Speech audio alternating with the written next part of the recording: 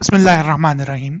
Sir, सवाल आया एक दोस्त की तरफ से कि अक्सर औकात हम जब कुछ अच्छे काम करते हैं या हम कोई अच्छे इरादे रखते हैं या हम कोई तालीम दीन की ले रहे होते हैं, तो कई बार हमारे जहन में दूसरों से बरतर होने का ख्याल आता है। कई बार हमें उस अमल पर जो हमने नेक अमल किया होता है उस पर तकब्बुर या फ़ख्र की एक फॉर्म आती है।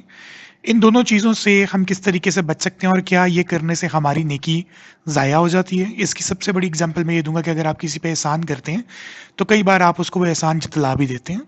तो एहसान जतलाने की सूरत में क्या उस एहसान का या उस मदद का हमारा अजर ख़त्म हो जाता है? ये सवाल है मेरा। काइंडली इस पर थोड़ा सा हमें इनलाइटन करें। अल्हम्दुलिल्लाहि वहदहु वस्सलातु वस्सलामु अला मन ला नबिय्य बअदा अऊज़ु बिल्लाहि अस्समीउल अलीम मिनश शैतानिर रजीम बिस्मिल्लाहिर रहमानिर रहीम रब्बि अदखिलनी मुदखला सिद्क़िन व अखरिजनी मुखरज सिद्क़िन वजअलनी मिन लदुनका सुल्तानन नसीरा। अच्छा, ये सवाल आपका अच्छा है। इसमें दो चीज़ें हैं।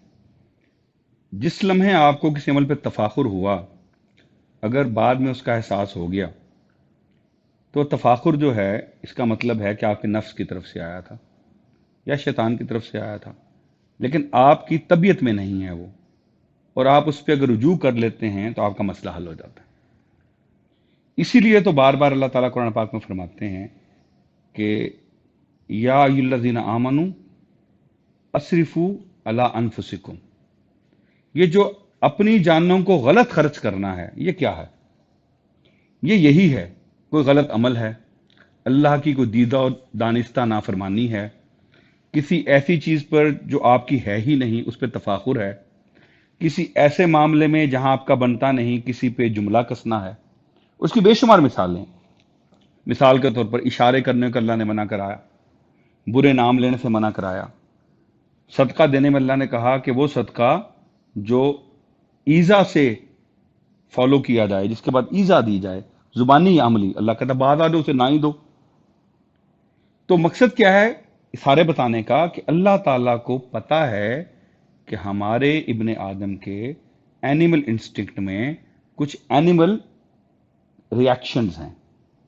तफाखुर उनमें से एक है, तंज करना उनमें से एक है, किसी को बिलिटल करना उनमें से एक है, अपने आप को सुपीरियर साबित करना एक। हमने इनसे बचना है। सारी इबादत डिजाइन यूं यूं ही हैं कि इस एनिमल इंस्टिंक्ट को काबू में रखें। फिर भी कभी कभी वो जाग जाती है। लेवल वन तो ये है कि अगर वो जागी है और आपको पता ही नहीं लगा या मुझे पता ही नहीं लगा, ये परेशान कुन बात है।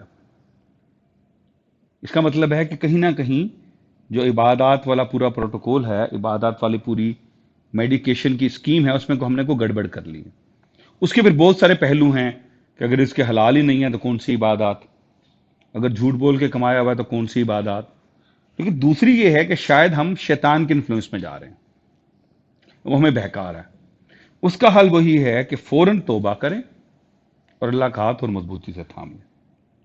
इसी से एक ज़िमनी बात ये निकलती है कि जो सवाल एक दफ़ा आया था कि अल्लाह ताला रब्बुल आलमीन है, हर चीज़ का मालिक है, खालिक है, हम अदना से बंदे हैं, हमसे वो इतनी तारीफ़ें क्यों करवाते हैं अपनी? हर नमाज में क्यों कहते हैं हम कि अल्हम्दुलिल्लाह रब्बिल आलमीन? मेरी इसकी तरफ अप्रोच बड़ी फ़र्क है।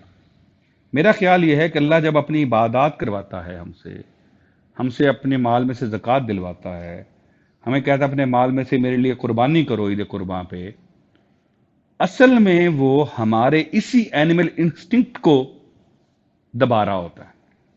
जब मैं कई बार नमाज में कहता हूं अल्हम्दुलिल्लाह रब्बिल आलमीन, तो मैं अपने एनिमल इंस्टिंक्ट को पैगाम भेज रहा हूं कि तारीफ की हकदार सिर्फ रब्बुल आलमीन की दात है, क्योंकि वो आलमीन का रब है।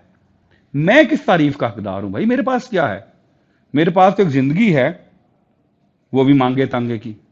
ना उसका आना मेरे काबू में, ना उसका जाना मेरे काबू में, ना बीमार हो जाऊं ठीक होना मेरे काबू में, ना गरीब हो जाऊं अमीर होना मेरे काबू में, या बाज़ औक़ात अमीर हो जाऊं तो गरीब होना मेरे काबू में। ऐसे भी लोग हैं। तो उन तारीफों का मकसद यही है, हमें बतौर इब्ने आदम अपनी हैसियत का अंदाजा होता रहे, हमें पता लगता रहे कि तारीफ के काबिल वो है, हमें पता लगता रहे कि नींद से बेहतर है वो। फजर के अजान में इसलिए बाद में शामिल किया गया, अस्सलातु खैरुम मिनन नौम। हमें पता लगे کہ جس نے 100 دیے تھے اس کو 2.5 دینے میں کوئی حرج نہیں ہے، واپس زکوٰۃ کی بات کر. ہمیں پتہ لگے جس نے 11 مہینے صحت تندرستی کے ساتھ ہمیں حلال اشیاء سے تمتع کرنے کی، فائدہ اٹھانے کی توفیق دی، 1 مہینہ دن کے وقت میں اس کو چھوڑنے میں کوئی حرج نہیں. ان سب کا ایسنس ایک ہے. ہمیں پتہ لگے تمام امور اللہ کی طرف رجوع کرتے ہیں، تمام رسپیکٹ اللہ کی طرف رجوع کرتی ہے، تمام اختیار اللہ کی طرف رجوع کرتے ہیں.